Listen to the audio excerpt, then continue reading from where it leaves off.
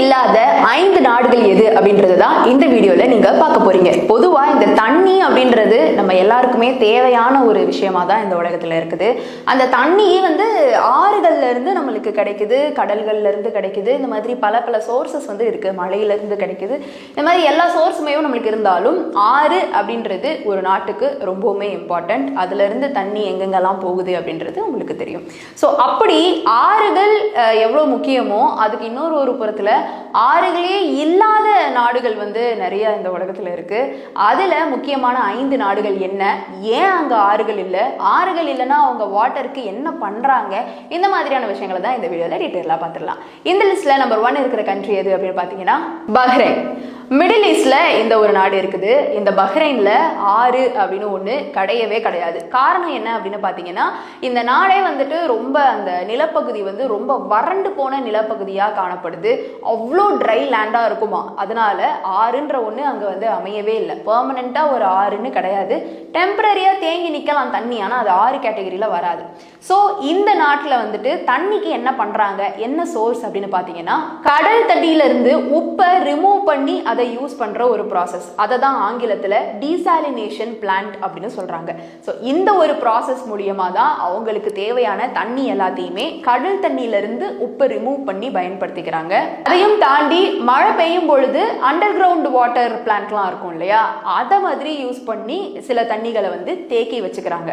Under ground water மூலியமா அவங்க தேக்கி வச்சுக்கிறாங்க. இந்த மாதிரியான விஷயங்கள் மூலியமா தான் தண்ணி அவங்க பயன்படுத்திட்டு இருக்கிறாங்க. அவங்க ஊர்ல ஆறுன்ற ஒண்ணு கிடையவே கிடையாது.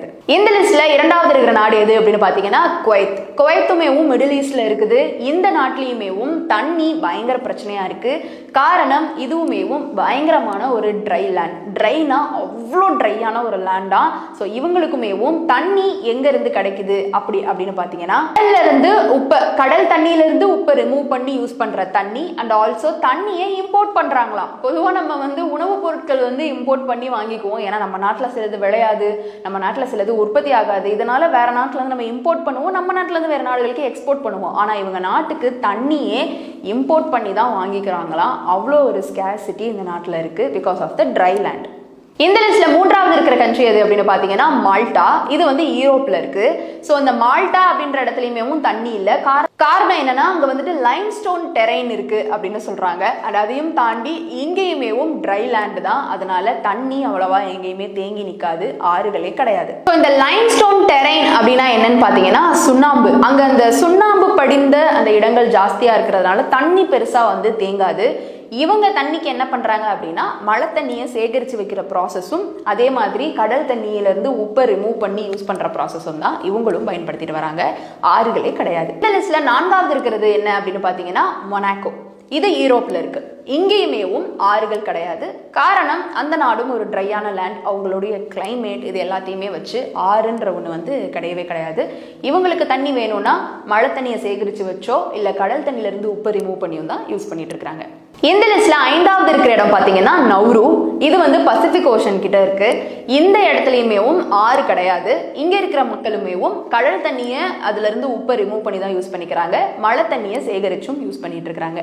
இப்படி ஆறுகளே இல்லாத இந்த 5 முக்கியமான நாடுகளை பத்தி நீங்க என்ன நினைக்கிறீங்க? ஆறு இல்லாம என்ன மாதிரியான ஒரு வேதனைக்குள்ள அவங்க இருப்பாங்க அப்படின்றது நம்மளால புரிஞ்சுக்க முடியாது. ஒரு நாள் தண்ணி இல்லாமலே நம்மளால இருக்க முடியாது. அப்படி யாரே இல்லாத இந்த கண்ட்ரி பத்தின உங்களுடைய கருத்து இருந்தா கீழே கமெண்ட் பாக்ஸ்ல ரியா என் கூட ஷேர் பண்ணலாம்.